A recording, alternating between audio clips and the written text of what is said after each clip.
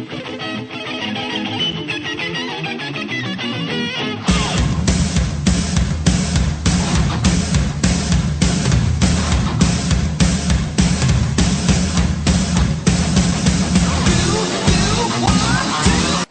fellow crappers. It's your old buddy and your old pal, R.D. Reynolds here once again. The Wrestle Crap Radio. And as always, on the other end of the tin can and string is the curly to my Mo, Mr. Blade Braxton. But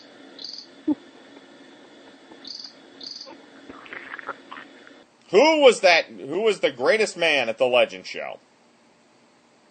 Lanny Poffo. It was Lanny Poffo.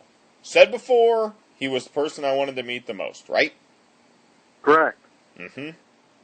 Didn't know He was fantastic. He was so funny. He was so awesome. We talked to him. I think we probably hung out with him for about 3 hours. Correct. Mm-hmm. Because after we talked with him at the Legend Show, we actually wound up going out to dinner with him afterwards. Yep. Went to Ruby Tuesdays.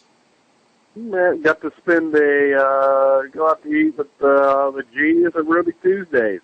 How neat was that? That's not something that happens every day, kids. No. You're all choked up about it, I see, still. Just like the pregnant waitress. Yeah. Lanny spotted a pregnant waitress there. And, of course, he asked her about how, asked her about her life, how many kids she had, and when the baby was due. Then he proceeded to say a long poem about a woman giving birth to a kid and everything. And the woman broke down and started crying because she was so touched by Lanny. Burst into tears. Mm-hmm. Yeah. And she cried for like 5 minutes because she was so touched. But, I mean, Lanny, it was great because we would ask him about, like, different poems that he had done. You know, like, poems from, like, 25 years ago. Yeah. Remember we asked him about the Uncle Elmer wedding one? Oh, geez. And we asked about how we thought he was naked. Remember, because he was the only one not wearing a shirt, and they only shot him from the waist up. So we thought for sure he was naked, and we asked him about that poem, and he recited it. Yeah, just like that. I can't even remember the 17 syllables I recited last week. I didn't do one last week, but the week before that, I can't even have a clue. Don't even remember. This man is like saying these hideously long poems, and that from like 20 years ago, and not even stopping for a moment. He knew him line for line. Mm-hmm. I was totally amazed at this man's intellect. He truly is the world's smartest man. He is. And we actually asked him about that. We asked him about WCW, and he just immediately said, yes, it's 100% true. I worked for them for 4 years. They sent me a paycheck for 4 years, and I never did anything. That makes you the world's smartest man. You know what else was great? We were at the restaurant, and Eric calls his wife and says, I'm going to be home late because I'm hanging out with Lanny Poffo. And she didn't believe him. And Lanny hears their conversation, and he asks if he could have the phone. And then he gets on the phone and explains that he is, in fact, the genius Lanny Poffo to Eric's wife, Tabitha. And then he starts reciting poetry to her. That's awesome. Greatest man ever. In fact, let's not beat around the bush anymore. We actually have some audio here from Lanny. Well, what happened was I was promoting my second book, which you have on your lap there, about the smoking. Shill the book. What's that? Shill the book. Sell the book. Sell the book. Okay. Sell the book. So, my Limericks from the Heart and Lungs And which is available where? LannyPoffo.com. You hear that, people? Get out there at LannyPoffo.com, buy the book. Okay, got it. And then he wouldn't say a word to me while I was on there, but as soon as he hung up, he knocked me, he knocked my brother, he knocked Meltzer, he knocked everybody, this guy, that guy, they're a bunch of crap. He says, and Lanny, he can't even write his name. Lanny can write a book. To that I answer, I read his book, okay? Ole Anderson, Inside Out by Scott Teal. I mean, I wrote every word on mine and found my own publisher. Mm-hmm. This guy has to go to Scott Teal to get his book written. You see what I mean? Do you see the difference there? There's a slight difference. Okay, there's only two guys that I know of actual wrestlers that actually wrote their actual books actually, and that is Mick Foley and Lanny Poffo, and that's it. Okay? Now, Ole Anderson, you have a big mouth and a small dick, and here's why. Here's what happened. Back in Charlotte, North Carolina, they're running 3 shows a night, okay? And Ric Flair, his show always sold out, just sold out. I'm talking about Charlotte territory, 1976 and 77. I was there a year and a half. Okay, but Ole Anderson and Gene Anderson versus Dino Bravo and Tim Woods or anybody always drew the minimum, okay?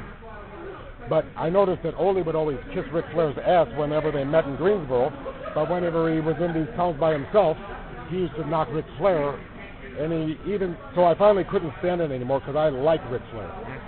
So he says, the difference between Ric Flair and me is that we convince the people and Ric Flair just entertains them. That's when I couldn't take it anymore, even though I'm a young punk full of pimples.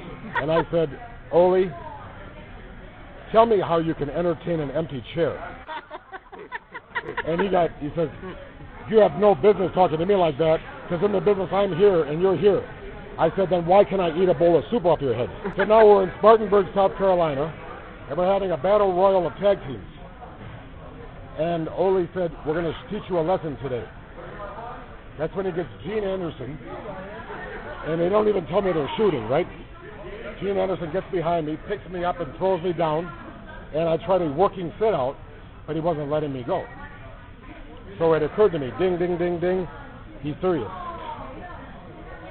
So I did a shooting sit-out, boom, now I'm on top of him. I do a head and arm lever and a deep waist. I get him on his back. I would have put the sugar hold on him, but I like the guy. Okay? So I kept him covered for like a minute or two, a humiliating length of time. Meanwhile, Dino Bravo and Tim Woods are laughing their butts off. Macho Man is going crazy. They're enjoying the hell out of it. So I let him up, and I go over to Ole Anderson and say, you're the one I want. That's right. He turned white. Tim Woods told me 2 weeks later, he says, do you know why Ole didn't want you? Because Gene Anderson is the toughest one of the Andersons. So I said, well, I'll be damned. Randy Poffo is the toughest one of the Poffos. So the weakest Poffo can beat the toughest Anderson. Because I tell you what, Ole Anderson, also, he tried to say I was like a fag or something, you know what I mean? So what I did, because, you know, when I worked heel, I worked a little effeminately. That was my gimmick. And it worked, because I figured I'm not a big guy, and I'm not an ugly, mean guy. So the only chance I got to either be a babyface or be a feminine heel, which I stole the gimmick from Ricky Starr. Right. Okay? And even Boris Malenko, he let people, I rode with him many times. He had either get his dentures broken, and then he'd go on TV and lie about it. You know what I mean? That type, play the fool. Like Inspector Clouseau. That was what I was shooting for. And you're always trying to get your dignity back, but everybody, like I call myself a genius, everybody knows I'm retarded. You know, but if I was really a genius, I have to be a babyface. Because they say, well, good for him, he really is. Well, you know, but there's nothing like, and then wound up with egg on your face, right? So what happened was, he called me a fag. So what I did, I knew who he was banging, you know, and I had nothing to do, and so I drilled a hole through his pores. You see what I mean? So we were in the dressing room, and he says, hey, how do you like that used pussy? Right in front of the boys, I said, well, once you get past the part that's used, it's pretty good. So he can't beat me in a shoot. He has less money than me. He calls me names, but the thing is, I'm healthy, wealthy, and free. Fuck him. And, you know, he can't say it to my face. I got to read about it on the internet. but on the radio he wouldn't confront me. Yeah. So if you see him, please tell him for me that, Ole, you're a pussy, and now you're an old man ready to die, but when you were young, you turned white when I challenged you. You're broke. Hey, buy his book. He needs the money. And another thing, too, he always tried to spread rumors like I could suck my own dick. Okay, well, guess what? Okay, I admit to doing that, but here's the deal. How many illegitimate children have you not raised? Okay? Because you don't wear a condom because they don't make them that small? Play this for Ole, please. And Ole, I know you're about to die, but before you die, and I know you look bad, okay? But please, go fuck yourself before you die. I mean, honestly, go fuck yourself and goodbye. Bravo. Hold on Yeah? a second. Apparently, something's wrong here. Let's see if I can get this working here.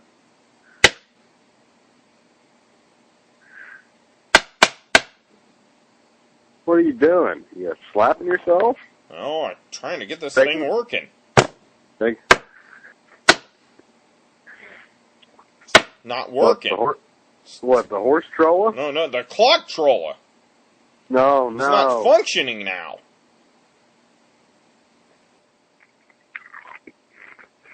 What are you eating? What are you eating on this show? You're supposed to be a professional. Oh, I'm sorry. Got distracted. Yeah, someone called me on my celly phone and told me that Tony Atlas and CM Punk had a little bit of confrontation. Seems like CM Punk was working a OVW show where apparently Tony Atlas was, I don't think he was backstage or if he's affiliated with them now, but he told CM Punk that he did not want CM Punk to tape up his hands like he usually does. Did he say why?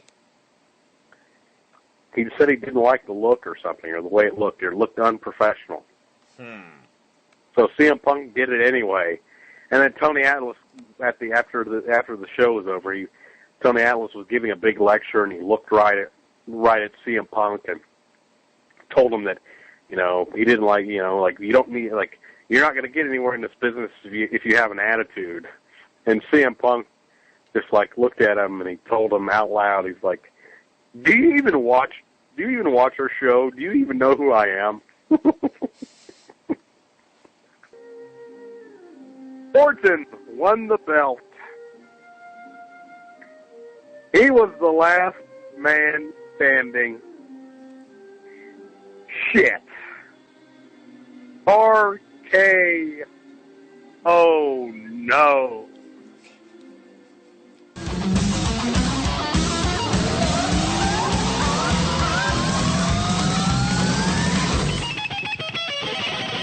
I'm done, but WrestleCraft is number one.